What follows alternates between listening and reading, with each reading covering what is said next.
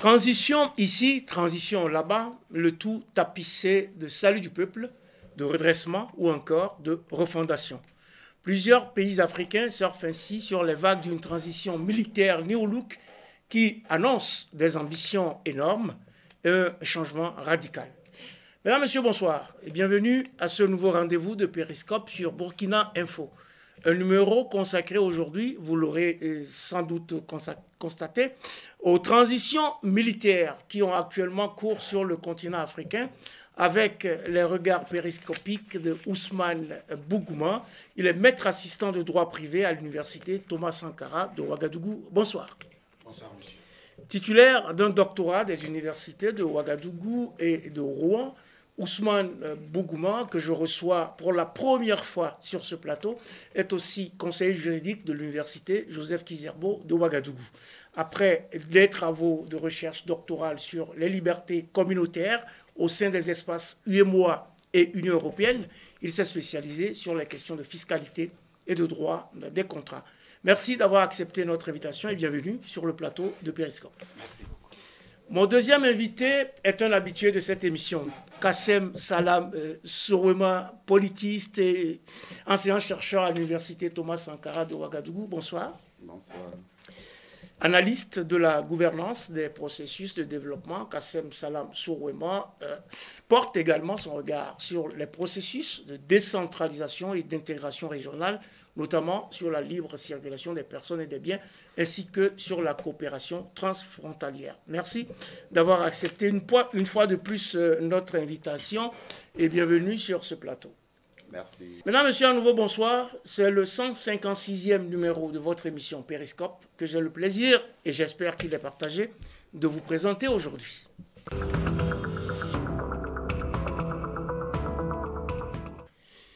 Mali, Tchad, Guinée, Burkina Faso, 4 pays, une même réalité dictée par des coups d'État et des transitions politiques qui se sont invités dans le débat national, régional et international. Des transitions dont les contours restent pour l'heure encore à définir ou à affiner. Tout d'abord, comment doit-on appréhender cette notion de transition politique ou même de transition militaire et quelles en sont les implications, peut-être juridiques? On commence par le juriste Dr Bougouma. Merci beaucoup pour cette question. Quelles sont les implications juridiques d'une transition politique? Comme vous l'avez remarqué, il y a plusieurs formes de transition. Au plan juridique, ce qui intéresse le juriste, c'est de voir surtout, lorsque la transition est engagée, quels sont les textes qui vont être adoptés pour encadrer la transition, quels sont les pouvoirs qui vont être dévolus au président de la transition, quels sont les organes qui vont être mis en place. C'est ce qui intéresse surtout les juristes. Et visiblement au niveau du Burkina Faso, la transition a déjà commencé et d'un point de vue juridique, on n'a pas encore tous les textes. On a l'acte fondamental justement avec le MPSR, mais on n'a pas encore les textes qui encadrent la transition. Donc on a visiblement une transition qui a démarré et les textes vont suivre plus tard. Donc il faut attendre de voir ce que donneront ces textes pour se faire une idée plus juste de cette transition. Exactement, parce que pour le moment on ne peut que supputer, on ne peut que faire des projections, mais il faut attendre de voir la charte de la transition. À partir de cette charte, on peut voir le format, les organes et voir le jeu de pouvoir qui va se mettre en place pendant cette transition-là. Donc, pour les juristes, on est pour le moment dans l'expectative. On est dans l'expectative, implication juridique, mais également implication politique, n'est-ce pas, Kassem Sorwema? Oui. Les transitions en sciences politiques ont quand même fait l'objet de nombreux travaux. On va dire depuis le début des années 80, c'est une thématique qui a fortement intéressé la science politique, notamment ceux qui sont dans les analyses comparatives sur les transitions. Donc la transition, comme il le dit, bon, si je me réfère un peu au monde des avions, c'est comme un transit. Donc on a quitté un point, on va vers un autre point, et puis bon, il y a ce transit-là, cette escale-là qu'il faut observer, voilà, qui peut être bref ou qui peut être long. Et l'idée étant que c'est un moment indécis, c'est un moment qui flotte avant qu'on atteigne le but vers lequel on va. Sur le plan politique, ça veut dire, en sciences politiques, qu'on est en train de passer d'un régime à un autre régime. L'idée étant que le régime d'où on vient est un régime qui est contesté, qui n'est pas voulu, et on aspire à aller vers un régime qui serait mieux, ou en tout cas qu'on espère mieux que celui qu'on est en train de quitter. Donc, ce qui veut dire qu'en dehors de gérer la transition, les organes qui seront mis en place doivent penser en effet à l'après-transition. Eh ben, c'est tout l'intérêt de la transition. L'intérêt de la transition, ce n'est pas de gérer le moment transitionnel lui-même. C'est de faire de ce moment transitionnel, comment on dit ça, en sport, une rampe de lancement pour aller vers le nouveau régime qu'on désire. Donc si on rate ce moment-là, on ne va pas atteindre l'objectif. Mais si on se focalise aussi trop sur ce moment, on risque aussi de ne pas atteindre l'objectif. Alors, Kassem Soureima a dit tout à l'heure que la transition peut être brève ou alors ça peut être plus ou moins long. Est-ce qu'une transition longue... En prenant l'exemple sur les aéroports, mais ici, évidemment, le rapport n'est pas le même. Au niveau de la science juridique, une transition peut être longue ou peut être courte. On est en pleine supputation actuellement sur les durées, sur la durée d'une transition. On a vu le cas du Mali où justement les assises nationales de la refondation ont proposé une durée et ça a créé un tollé général.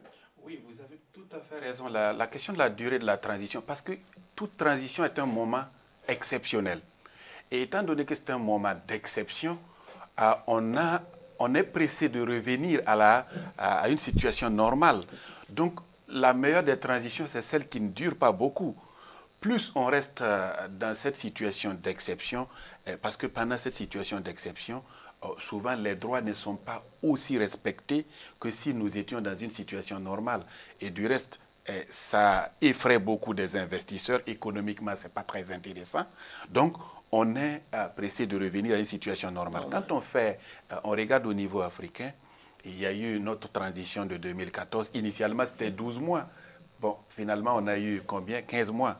Quand on regarde au niveau du Mali, la charte de la transition du Mali de 2020 fixait à 18 mois.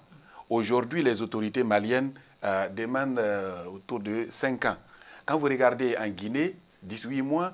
Au niveau du Tchad, 18 mois, mais avec la possibilité de renouveler avec le Conseil national de la transition. Donc, en Guinée, on n'a pas encore de calendrier. En Guinée, on n'a pas encore de calendrier. Jusque-là, on attend. Je crois que le président qui dirige la transition, il joue les prolongations pour voir un peu comment les choses se passent. C'est cette question de la durée de la transition. Je pense qu'on fait de la fixation sur du timing, alors que toute transition a quelque part, il y a une raison. Si l'on prend la nôtre, la principale raison, c'est la question sécuritaire. Alors, on va venir après sur la question de la durée et sur donc ce qui a amené cette transition. Justement, ce qui a amené cette transition dans tous ces pays, ce sont des coups d'État. Après le Mali, le 20 août 2020, puis le 21 mai 2021, la Guinée a elle aussi enregistré un coup d'État militaire le 5 septembre 2021. Ce fut ensuite le cas au Soudan le 25 octobre 2021 et au Burkina Faso le 24 janvier 2022.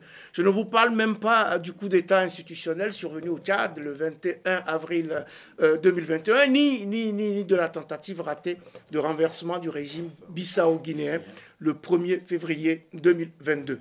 Au point que l'on se demande à chaque fois qui sera le prochain. Et selon vous, qu'est-ce qui explique cette inflation de putsch militaire en Afrique ces dernières années? Oui, on reste avec vous. On peut résumer en un mot, essentiellement, au niveau burkinabé, au niveau de la question sécuritaire d'abord. Mais cette question sécuritaire, je pense, trouve essentiellement ses fondements dans la mauvaise gouvernance.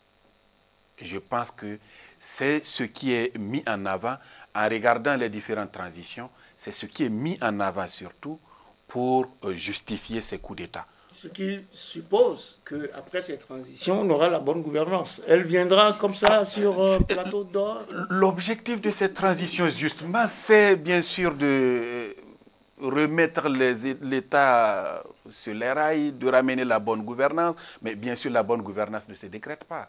Alors, d'un point de vue politique, qu'est-ce qui explique cette inflation de putsch militaire? Est-ce qu'on ne pouvait pas gérer cette question autrement que par des putschs militaires?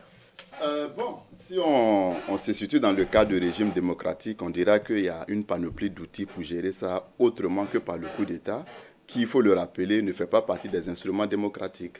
Voilà. Donc, il faut dire de ce point de vue-là qu'il y a des instruments.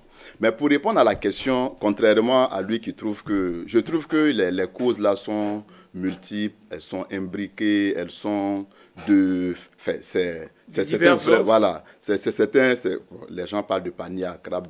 C'est un vrai bourbier. Il y a plusieurs facteurs qui peuvent expliquer. Néanmoins, il y a des facteurs qui apparaissent au premier plan. Généralement, on parle des problèmes de gouvernance. Lui, il a parlé du problème de l'insécurité, la lutte contre le terrorisme. On peut indexer les questions de pauvreté. Il y a beaucoup de choses. Maintenant, il y a d'autres facteurs aussi. Quand on regarde un peu dans la durée, il y a comme... c'est comme un renouvellement des cycles, si on peut le dire aussi ainsi. Quand on regarde par exemple les années 90, avec le discours de la Baule, le passage à la démocratie, comme on l'a dit. Il y a eu des conférences nationales dans plusieurs pays, puis des périodes de transition. Voilà. Quand vous regardez un peu avant, il y a eu l'épisode de la guerre froide, il y a les blocs, il y a eu des autoritarismes, il y a eu des dictatures. Quand vous dites le bloc, pour le téléspectateur, c'est le bloc de l'Est et le bloc de l'Ouest. Donc il y a eu ça, donc des dictatures ont pu s'affirmer en se retranchant derrière un camp ou derrière un autre. Après, il y a eu la détérioration des critères macroéconomiques, la pauvreté, ainsi de suite. Et puis, 89, le mur tombe, donc la liberté. Le mur de Berlin. Voilà, tombe. Donc on est dans un vent de liberté qui souffle, qui rase tout sur son passage.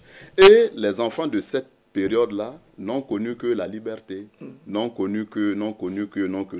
Donc, à l'ère des pouvoirs civils, j'ai envie de dire qu'on est tombé dans une sorte de je ne vais pas dire libertarisme, peut-être un excès de liberté. Un excès de liberté. Voilà, non contrôlé. Ce n'est pas que c'est mauvais, mais ça n'a pas été canalisé dans le sens d'aller à la démocratie. Tant la soupape était fermée, qu'une fois qu'elle a été ouverte, on s'est laissé aller. On n'a pas eu de... Voilà. Donc, après... Cette génération-là aujourd'hui on va dire qu'il y a la majorité, qui est aux affaires, voilà. Donc, vous ajoutez aujourd'hui des gens qui n'ont pas connu ça, qui pensent que la solution aujourd'hui, là, c'est de revenir à une gouvernance plus serrée, à une gouvernance plus dure, à une gouvernance, si vous me permettez le terme, une gouvernance plus masculine, qui s'affirme. Donc, on pense viril. Plus viril, voilà, c'est le terme que je cherchais. Plus viril, qui s'affirme, en pensant que c'est de cette façon-là qu'on va pouvoir revenir aux fondamentaux, comme on est en train de le dire. Et quand vous regardez les jeunes Burkinabés qui s'identifient à Thomas Sankara, c'est au regard du style de gouvernance qui était teinté de poigne, de révolution, mais aussi de... Voilà. Donc, on pense que si on revient plus ou moins à ça, donc je pense que ça aussi, c'est un facteur qu'il ne faut pas négliger dans l'avènement de cette saison des coups d'État. Il ne faut pas négliger, ça veut dire qu'il faut en tenir compte maintenant, en rédigeant cette charte de la transition pour gérer au mieux cette transition et l'après-transition, parce qu'à présent, en effet, il faut gérer ces périodes d'exception en mettant en place des transitions militaro-politiques. C'est déjà le cas au Mali, c'est le cas au Tchad, en Guinée, mais...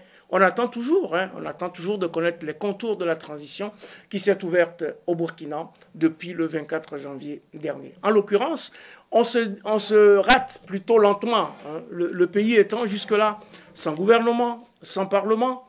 Une commission technique de 15 membres installée le 8 février dernier doit travailler pendant 2 semaines sur l'agenda et le format de cette transition, pendant que le président du mouvement patriotique pour la sauvegarde et la refondation, MPSR, a été investi président du Faso ce 16 février devant le Conseil constitutionnel.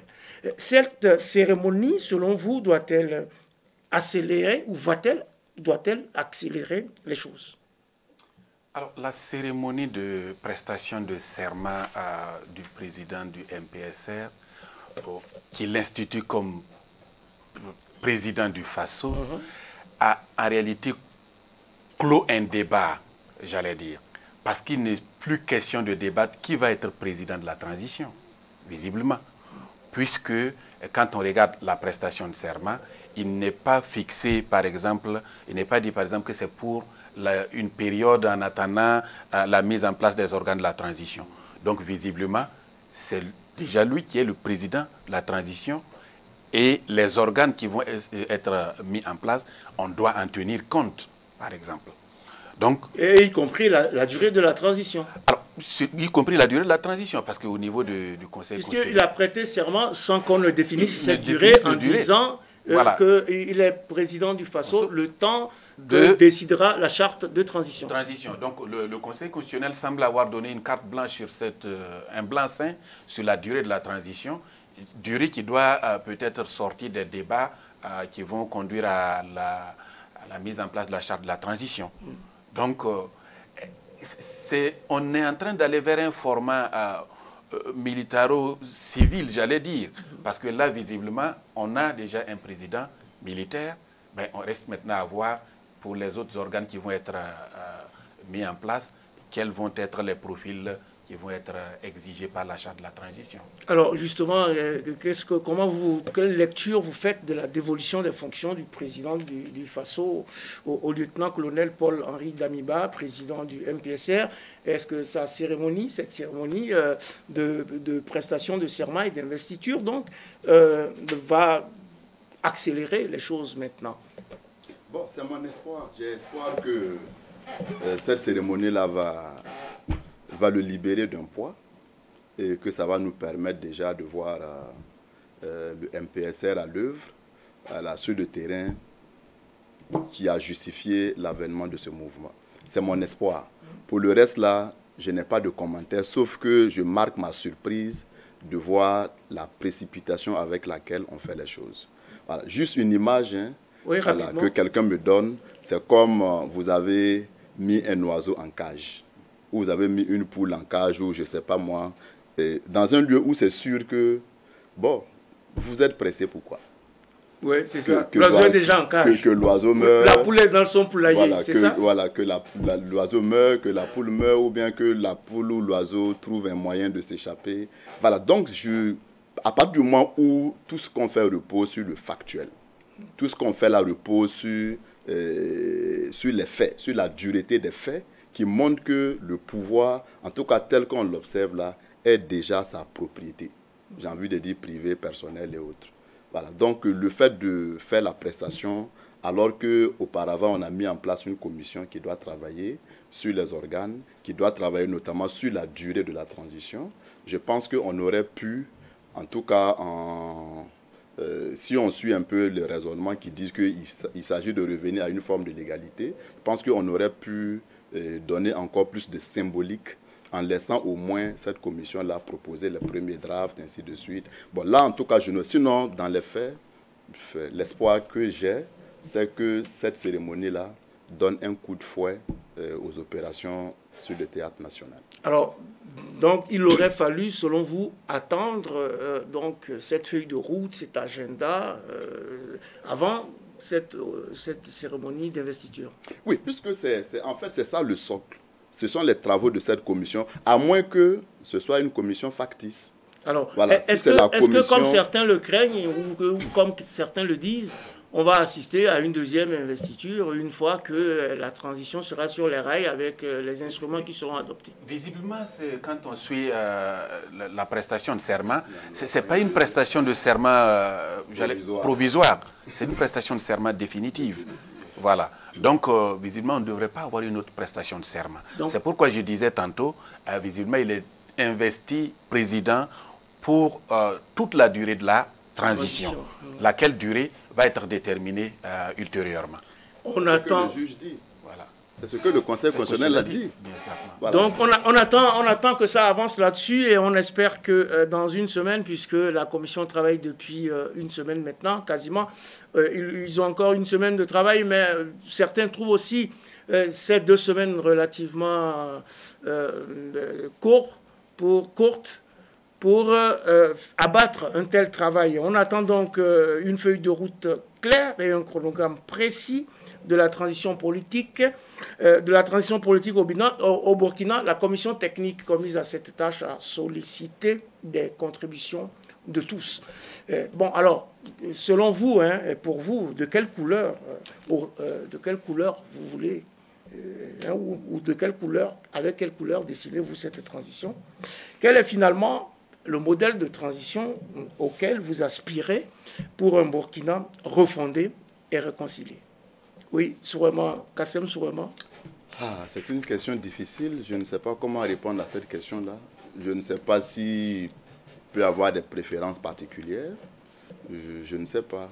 Voilà, qu'est-ce que vous souhaitez voir dans cette transition? Qu'est-ce que vous souhaitez voir changer dans l'après-transition? Quels sont vos rêves pour cette transition-là? Oui, déjà, bon, pour répondre à cette question, on est bien obligé de revenir à la première transition de 2014. Il y a des réformes qui avaient été faites au cours de cette transition, certainement qui ont pêché dans la mise en œuvre. Il y a d'autres réformes qui n'ont pas pu être faites au cours de la transition de 2014. Il faut espérer que les réformes qui ont été réussies dans la première transition de 2014, qu'on ait le souci ou en tout cas l'intelligence de les préserver, que ce qu'on n'a pas pu faire en 2014, qu'on puisse aussi voir comment les mener jusqu'au bout. Ça, c'est déjà ça sur les réformes majeures qu'on estime consensuelles, sur la vie économique, sur la vie politique, sur la gestion administrative, des choses comme ça. Maintenant, pour la transition en elle-même, quand on regarde l'agenda du MPSR, qui justifie le coup d'État, qui est la question de la sécurisation, voilà. Je rêve d'une transition qui est montée de telle sorte à donner les leviers qu'il faut, à donner les moyens qu'il faut, aussi bien au plan humain, au plan politique, au plan juridique, à tous les plans qu'on peut imaginer pour permettre au MPSR de nous redonner le Burkina sécurisé. C'est de ça que je rêve. Maintenant, je ne veux pas d'une transition qui soit un bis repetita des querelles politiques de positionnement, de repositionnement, de dépositionnement. Voilà, je ne veux pas de ça. Alors, voilà. Oui, vous avez donc dressé le portrait robot de votre transition. Et vous, docteur Bougouma? Okay, merci. Je pense qu'il a tout dit. Il y a la transition et il y a ce que la transition fait pour l'après-transition. Bien sûr. Et l'après-transition dépend du format même de la transition. Voilà. Et je suis content déjà de voir que on met en avant les questions de dignité, les questions d'intégrité, les questions de compétence. Alors, ce que je veux dire par là, c'est que pour que la transition soit une réussite, il faut d'abord que les autorités de la transition soient des exemples. Des exemples pour que l'on puisse les suivre et qu'on puisse effectivement croire en eux. Et ça, c'est très important parce que si l'on se rend compte que c'est comme disait mon collègue, c'est des positionnements, le positionnement d'un point de vue politique, vous allez voir que ces civils-là qui ont applaudi le coup d'État, ce sont ces mêmes civils-là qui vont sortir demain pour dénoncer le coup d'État. Donc ça, c'est extrêmement important. Peu importe les organes qui vont être mis en place, il faut qu'au cœur de la transition, ce soit la vertu, l'exemplarité dans la gestion. Et c'est ça qui va permettre à ce que l'on puisse faire, au besoin, les réformes nécessaires pour tracer les sillons de l'après-transition. Alors, oui, vous faites bien de parler de positionnement, de repositionnement. Il faut éviter tout cela. Et dans le grenier des propositions sollicitées ou non, on voit déjà plusieurs scénarios qui sont évoqués. Un vice-président civil, 3 années par-ci, une cogestion civilo-militaire là. D'autres parlent plus loin d'un premier ministre civil et une durée maximale de 24 mois. Ces propositions émanent justement de la classe politique ou des organisations de la société civile. Sont des entités que le MPSR semble vouloir écarter de la gestion de cette transition. Et ça rejoint un peu ce que vous exprimez en disant qu'il ne faut pas qu'on débouche à nouveau sur des positionnements et des repositionnements. Comment on fait le tri finalement? Le tri, bon, c'est pour ça que ce qu'on a eu à observer jusque-là, les consultations tout azimut et autres là, bon, ça m'inquiète un peu. Moi, j'aurais aimé que, étant donné que la situation actuelle est bien différente de la situation de 2014, où aussi on peut à gros traits dire que c'est le peuple qui est sorti reprendre son pouvoir, c'est le peuple qui a essayé de gérer son pouvoir. Là, on voit que le peuple accompagne, parce que c'est une entité issue du peuple, mais qui, de mon point de vue, ne peut pas avoir la prétention de représenter ce peuple-là, donc qui a pris le pouvoir. Donc l'avantage qu'on a, c'est qu'on a un organe qui n'est pas redevable de qui que ce soit. C'est le gros avantage que le MPSR a. Parce qu'en 2014, quand tu tousses, on dit c'est nous qui sommes sortis donner nos poitrines. C'est ça. Quand tu éternues, on dit attention. Quand tu tournes à droite, on dit attention. Le MPSR a l'avantage de ne pas être redevable, enfin, de ce qu'on a pu observer, de qui que ce soit pour l'avènement de ce pouvoir. Donc c'est au MPSR d'imposer le lead. C'est au MPSR de dire voici l'horizon que nous voulons atteindre, voici nos objectifs, voici comment nous allons y arriver. Évidemment, on est dans un régime démocratique qui a été d'une manière ou d'une autre, j'ai envie de dire, arrêté, qui doit redémarrer. Donc il faut aussi avoir le souci de l'inclusion. Maintenant, l'inclusion, il y a plusieurs niveaux d'inclusion, il y a plusieurs niveaux. Donc c'est au MPSR et aux organes qui vont être mis en place et à tous ceux qui vont accompagner le pouvoir là, de trouver le génie. Je vous donne un exemple, bon, je trouve simple, hein? Oui. C'est comme sur les élections. Nous, on préfère l'élection au suffrage universel direct, où on estime que c'est la plus grande participation, qui donne la plus grande légitimité, qui donne le support le plus solide pour exercer le pouvoir. Mais aux États-Unis, ce n'est pas comme ça. C'est le suffrage universel indirect. Voilà, mais vous constatez que, voilà, apparemment, ils ont un système qui est plus solide, qui est plus robuste que les nôtres. Voilà. Et le président Kaboré, qui vient d'être démis, a été élu à une majorité confortable. Il n'y a pas si longtemps. Voilà, il n'y a pas si longtemps. Le 20 novembre. Voilà, on n'a même 2020. pas encore. Voilà. Donc, ça montre qu'il y a différents types d'implications, divers niveaux d'implication, le tout étant d'atteindre l'efficacité selon le programme et la vision que le MPSR va avoir. Donc, il y a deux erreurs à ne pas commettre. C'est de s'enfermer dans sa bulle. Comme je l'ai dit, on n'est pas redevable. Mais c'est aussi de dire que, bon, comme il faut associer, on va associer, impliquer. À partir du moment où vous impliquez, à un moment ou à un autre, vous allez être obligé de tenir compte des points de vue. S'ils sont trop divergents par rapport à ce que vous voulez faire, ça peut ne pas conduire au résultat qu'on escompte. Alors, visiblement, le MPSR va impliquer des personnes choisies, triées sur le volet par rapport à leur posture, surtout par rapport à leur vécu, à leur intégrité, à leur patriotisme. Je ne sais pas encore comment on va juger tout cela, mais pas sur des partis politiques et pas sur des organisations de la société civile qui actuellement quand même sont tournent à plein régime pour fournir des propositions, etc. Comment on fait le tri, vous aussi? Alors, c'est difficile de faire le tri. Ce que je dirais, si le tri est réussi, on va dire, bon, le MPSR a réussi. Si le tri échoue, c'est le MPSR qui aura échoué.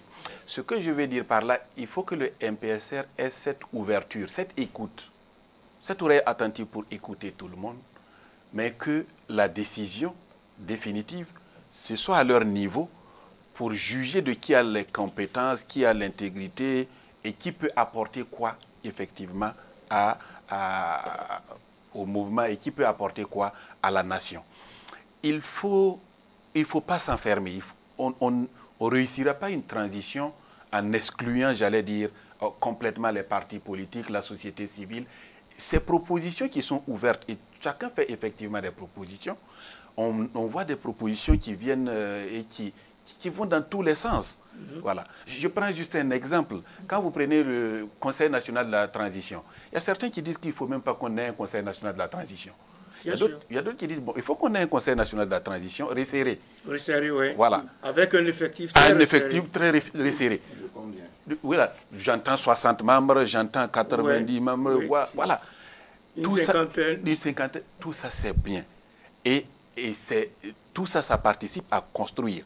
Et quand on regarde toutes ces propositions, on peut faire effectivement comme des statistiques pour se décider à aller dans tel ou dans tel autre sens. Mais ce que je veux dire, c'est qu'au niveau du MPSR, ils n'ont pas à inclure les partis politiques, j'allais dire, et la société civile, peut-être dans les organes dirigeants, mais il faut écouter ces partis politiques, il faut écouter cette société civile, parce que bien sûr, on ne peut pas réussir la transition en mettant de côté, j'allais dire, tout le peuple, parce que cette société civile, ses forces vives, ses autorités coutumières et religieuses, il faut les écouter.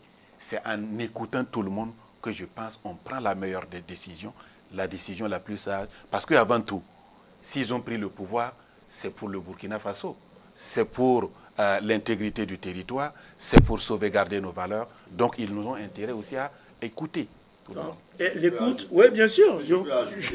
Ce que je dirais pour le MPSR, je pense que quand on regarde les objectifs, ou bien si on est chez les marxistes, les contradictions là, je pense que sur le plan sécuritaire, je pense qu'ils doivent avoir une idée assez claire. À ce niveau-là, je pense que voilà, il faut qu'ils sachent qu'est-ce qu'il faut faire.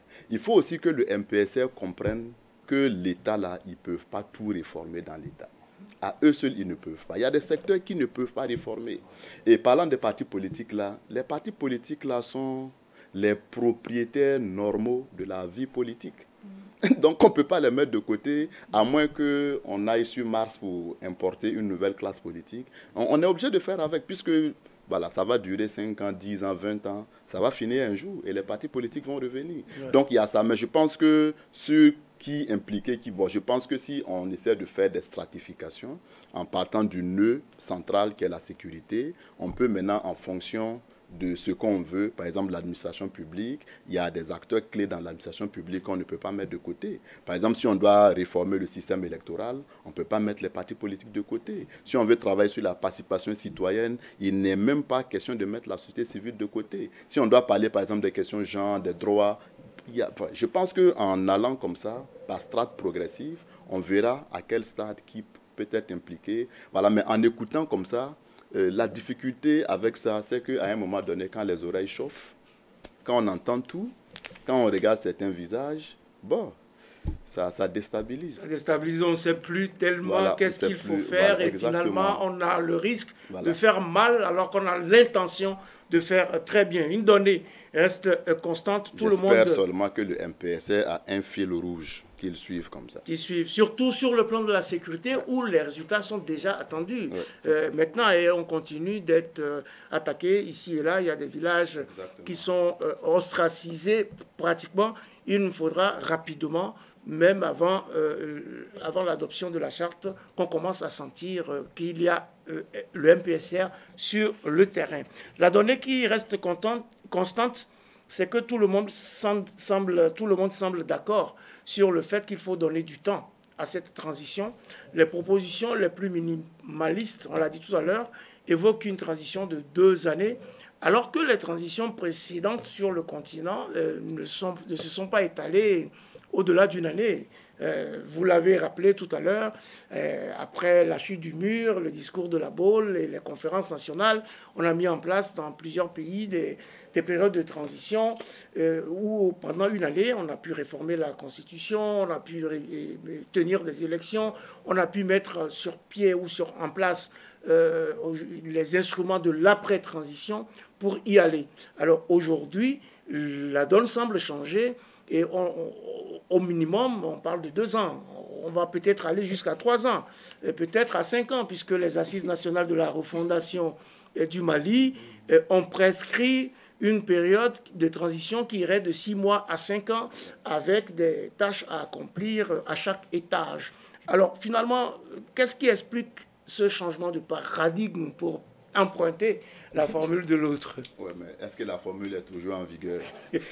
mais on est sur un changement de paradigme, là, actuellement. On a changé de paradigme. Est-ce que dans ce paradigme-là, on parle encore de changement de paradigme? Bon, alors qu'est-ce qui explique qu'on ait changé Je pense que le premier élément qui peut expliquer ça, c'est qu'on est dans des contextes différents.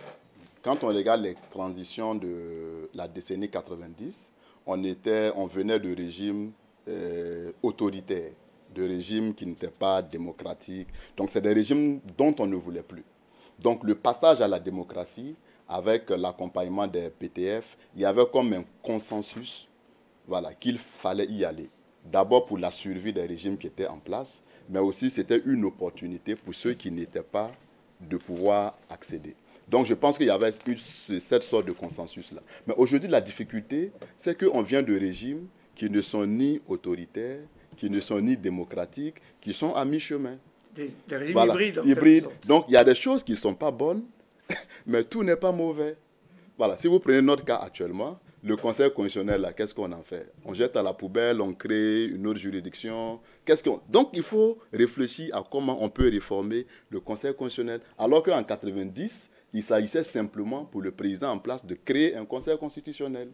Donc, c'était moins compliqué, je n'ai pas dit ça. Mais et puis, on était pressé d'aller à la démocratie. Exactement, aussi. voilà. Donc, les cartes là n'étaient pas aussi nombreuses qu'il fallait abattre. Voilà. Aujourd'hui, c'est ça la difficulté.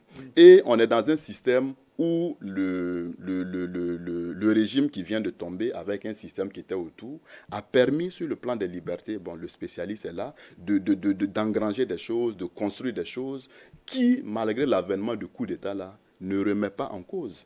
Donc, il faut bien trouver le moyen de voir comment on sauvegarde ça, comment on ajoute des couches supplémentaires pour aller de l'avant. C'est ça qui fait, à mon avis, la complexité qui fait qu'en une année, on ne peut pas embrasser tous les secteurs et puis proposer les réformes qu'il faut. C'est pour ça qu'on a besoin de plus de temps. Voilà. Maintenant, si on ne balise pas aussi, voilà, au regard de l'ampleur de ce qu'il y a à faire, j'ai envie de dire que 5 ans, 2 fois, ça risque de ne même pas suffire. Ça risque de ne même pas suffire. Voilà, et pendant ce temps, la CEDEAO, la Communauté économique des États de l'Afrique de l'Ouest, tient son bâton et son chrono pour dire qu'il ne faut pas dépasser 18 mois. Comment on fait pour gérer cette dichotomie entre les besoins d'une transition où on parle de refondation et ce timing parfois accéléré? Oui, mais ce timing rigide pour les transitions, je pense que ça va être difficile de pouvoir avoir un timing rigide pour dire c'est 15 mois, c'est 18 mois, c'est 2 ans. C'est difficile parce qu'une transition, on la commence. Mais on ne sait pas à mi-chemin les incidents de parcours. Mais prenons notre exemple de 2014. On s'était donné 12 mois. On sait ce qu'il y a eu comme incident pour qu'on se retrouve à 15 mois. Voilà. Donc, on peut avoir cette bonne volonté d'avoir une transition de 2 ans ou 3 ans, mais on ne connaît pas les incidents de parcours. Les juristes civilistes vont dire qu'il faut un délai raisonnable. Un délai de raison, c'est-à dire qu'il faut que ce délai-là, quoi que l'on fixe un horizon temporel, il faut que l'on ait en tête que cet horizon temporel-là peut être un peu flexible pour tenir compte des exigences, des contingences. Parce que, tenons pour exemple, pour notre cas, le coup d'État est justifié par la question sécuritaire. Si dans 2 ans, il se trouve que la question sécuritaire n'est pas résolue, est-ce que l'on va dire on met fin à la transition ? On risque quelques années après de nous retrouver encore avec un autre coup d'État. Ce que je vais dire, c'est qu'il faut que l'on identifie les problèmes de fond, que pendant la transition, on essaie effectivement de les résoudre pour éviter que ce soit un cycle-là, que chaque 5 ans ou chaque 10 ans, on se retrouve encore dans des régimes d'exception, visiblement qui ne sont pas à l'avantage de nos pays, qui sont déjà des pays sous-développés, qui cherchent à lever des fonds pour se développer. Les transitions, ça ne permet pas véritablement d'aller de l'avant d'un point de vue du développement. Alors, rapidement, on parle aussi. Très rapidement. Voilà, c'est que la CEDEAO et les autres là ont un agenda électoral. Les autres ont un agenda de réforme. C'est ça. C'est pour ça que si c'est les élections, 18 mois, on a le temps de réviser les listes, mettre à jour le fichier, faire l'enrôlement, tout. Donc 18 mois, c'est raisonnable. Mais pour des réformes, ça devient insuffisant. Ah, justement, alors qu'actuellement, et ce sont les réformes qui sont mises en avant, on parle partout de refondation. Oui, quoique même sur la question des élections, je ne suis même pas sûr que, même si on va aux élections sans résoudre la question sécuritaire, je ne sais pas quel genre d'élection on va avoir. On va avoir des élections. La de la CEDEAO, c'est de faire des élections. De faire des élections. Oui, la CEDEAO doit donc évoluer sur la question et tenir compte des... De toute façon, elle est anachronique, elle n'a jamais été logique dans la fixation de ces délais. Ouais, donc il faut évoluer sur la question. Mais de toute façon, pour certains, il n'y a aucune roue à inventer. tous les ingrédients existent et ont déjà été répertoriés. Malheureusement, on a toujours péché dans l'exécution et dans la mise en œuvre des recommandations. Témoin, par exemple, les 15 propositions formulées en mars 2015 par l'Alliance pour refonder la gouvernance en Afrique, ARGA, au lendemain de la précédente transition de 2014-2015 au Burkina.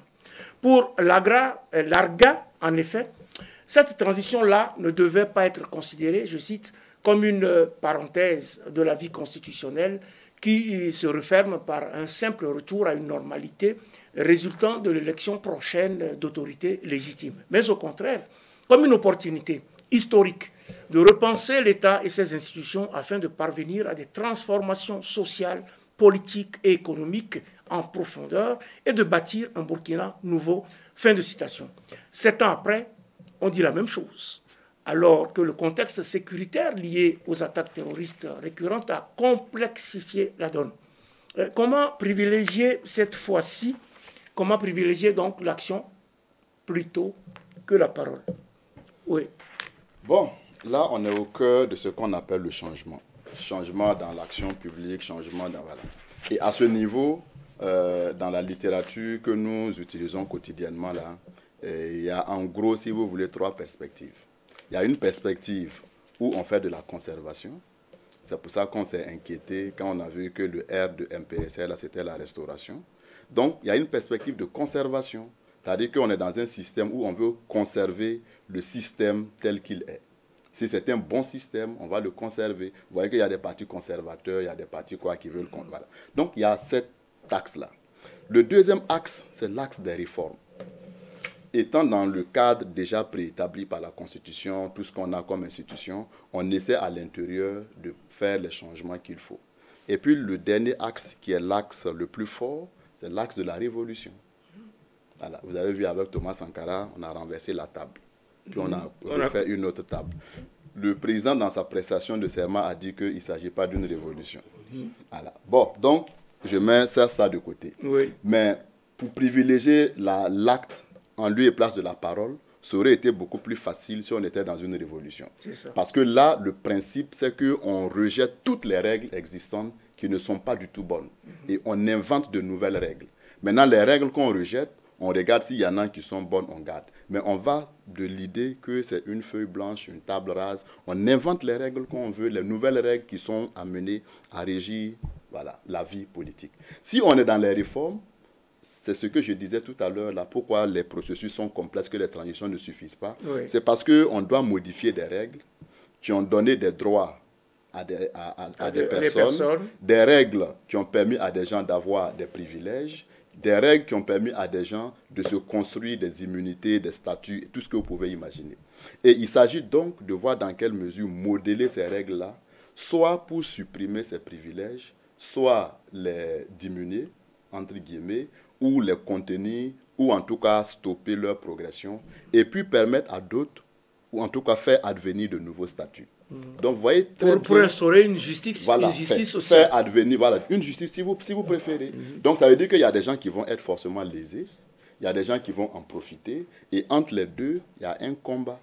Il y a un combat. Et le combat, l'issue du combat va être déterminée par ceux vers qui penche le rapport de force. Alors, par exemple, les juristes qui maîtrisent les règles vont les écrire de telle sorte que, à l'interprétation, ils puissent se repositionner. Les acteurs politiques vont jouer sur ce qu'ils maîtrisent le plus, le terrain, les entre-gens, pour se positionner. Le MPSR et les militaires vont jouer sur le fait qu'ils ont la force pour sécuriser. Donc, c'est ça qui fait qu'à la fin, on sort avec des propositions à minima.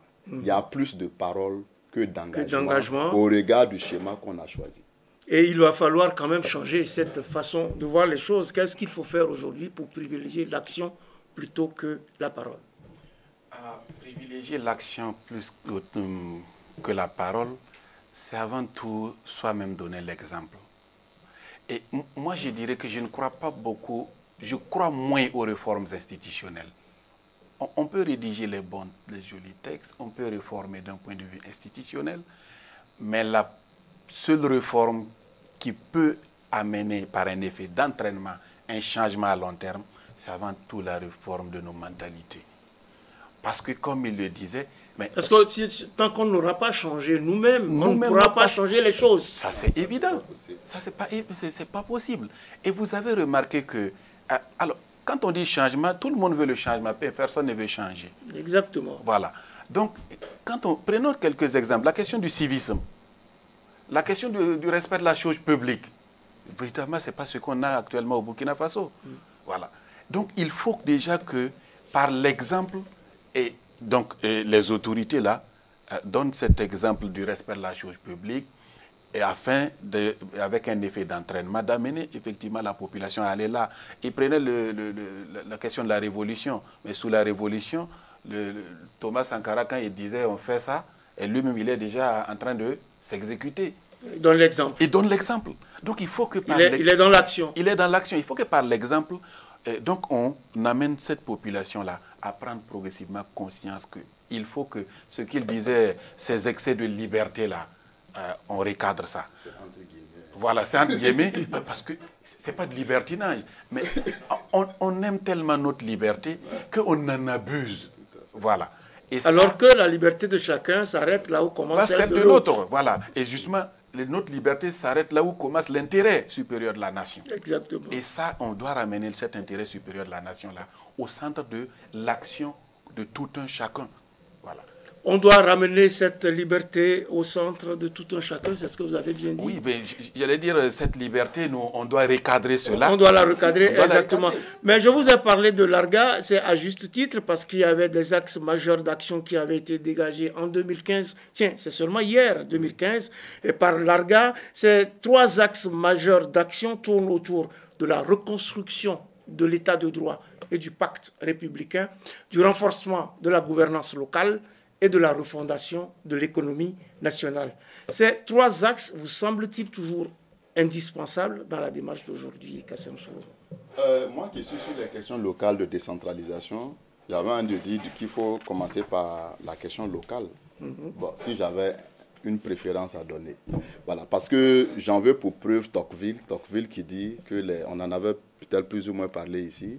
Voilà, les communes là sont à l'éducation, ce que les écoles primaires sont... Enfin, les communes sont à l'État, à la démocratie, ce que les écoles primaires sont à la science. Tant et si bien qu'il y en a qui pensent qu'il faut retourner à la démocratie directe où les votes sont faits au niveau local plutôt qu'au niveau national, qu'il faut d'abord penser localité, région, avant de penser nation. Voilà. En tout cas, l'idée est simple, que si vous voulez un sommet qui est fort, ça doit reposer en toute logique sur une base qui est tout aussi forte, sinon plus forte.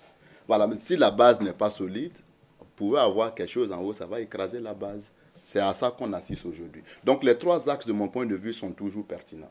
La justice, il a parlé d'exemple. J'ai envie de dire que c'est peut-être là où, enfin, de mon point de vue, les choses semblent plus faciles à faire. Voilà. Quand on observe, quand les magistrats rendent une décision, il faut faire l'effort de l'exécuter, ainsi de suite. Ça me semble plus simple à faire et ça semble être un levier qui permet d'activer les autres. Parce que le niveau local est un schéma qui est encore plus complexe. Parce que ça va demander de capaciter les acteurs, ça va demander de mobiliser des moyens, ça va demander une éducation citoyenne et démocratique plus compliquée. Au niveau économique, ça va aussi demander, par exemple, de gros moyens pour démarrer, pour restructurer. Bon, alors que si on commence par la justice, l'état de droit, voilà, quelqu'un est suspecté, quoi, les magistrats ont dit qu'il est blanc comme neige, on dit, bon, on s'était trompé. Ouais, mais si on dit qu'il est coupable, voilà, qu'il doit aller en prison pour 3 mois, on l'envoie en prison pour 3 mois, il doit rembourser 100 000, il rembourse 100 000.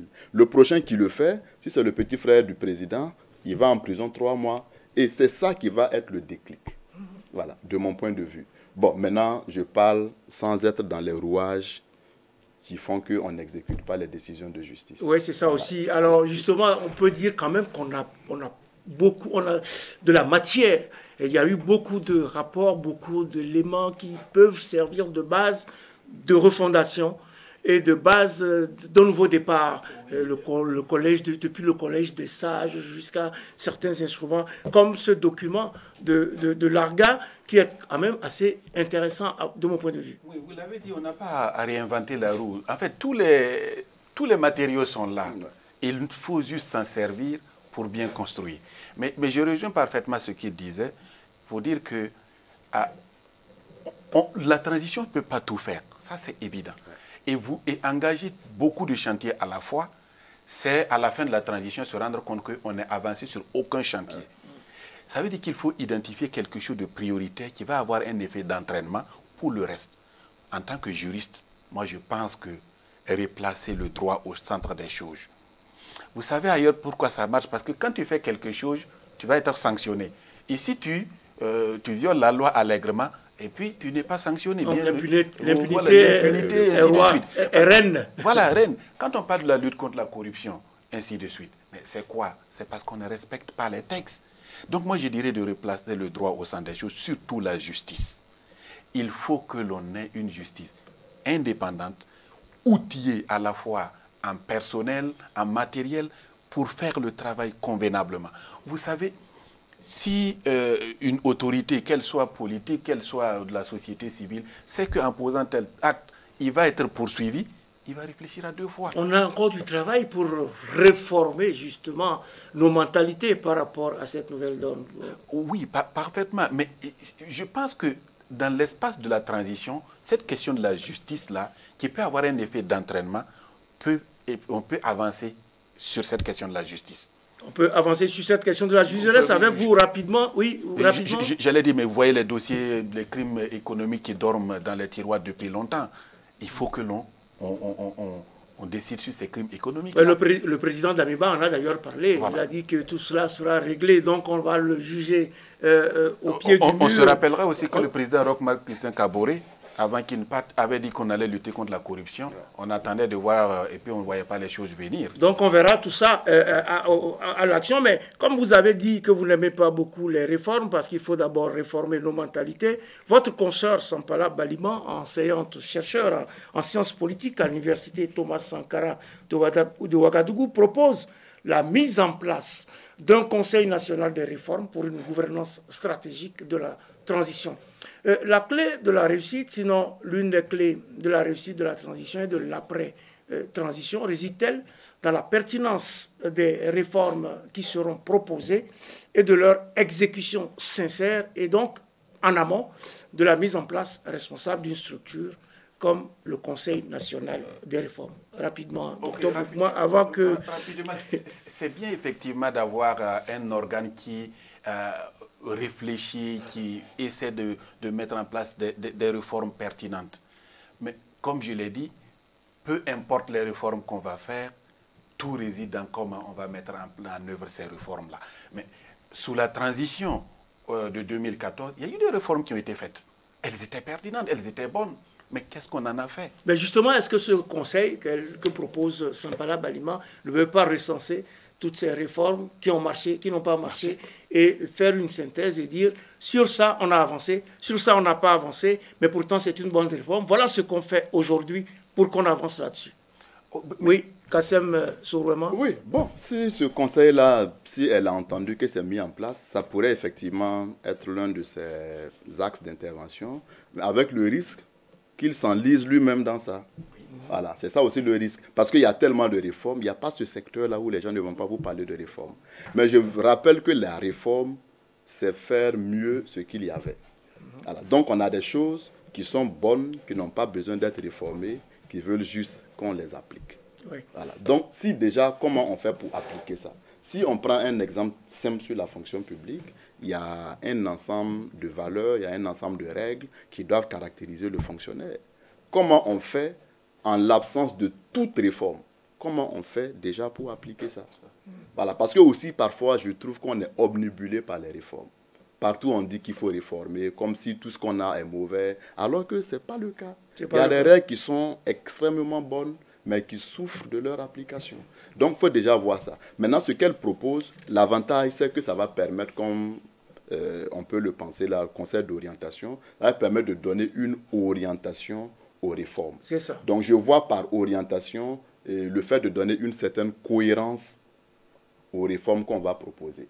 Par exemple, si on a parlé tout à l'heure de l'état de droit, si on doit faire des réformes au niveau de l'état de droit de la justice, quelle est la cohérence qu'on va avoir avec, par exemple, le secteur économique, quelle est la cohérence qu'on va avoir, par exemple, avec la décentralisation. Voilà. Donc, un ensemble de réformes qui sont structurées autour d'un fil conducteur.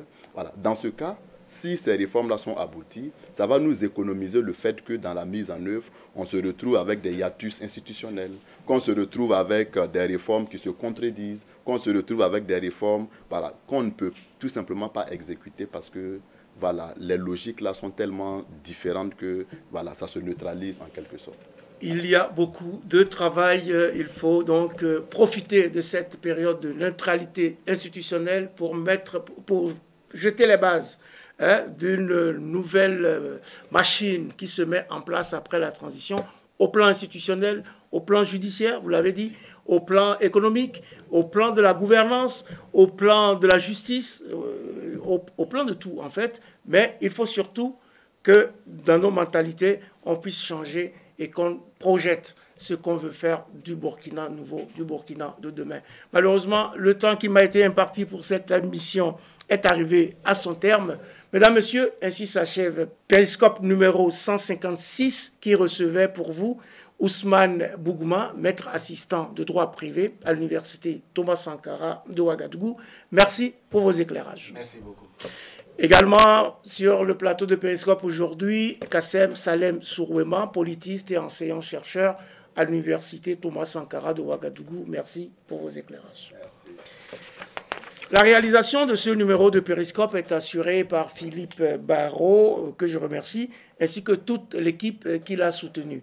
Aminata Peggy Sawadogo était au son, Ismaël Amadou au cadre, Herman Gila s'est occupé des synthés et du prompteur et Mathias Kambou à la diffusion. Mes invités et moi-même avons été maquillés par Viviane Dipama.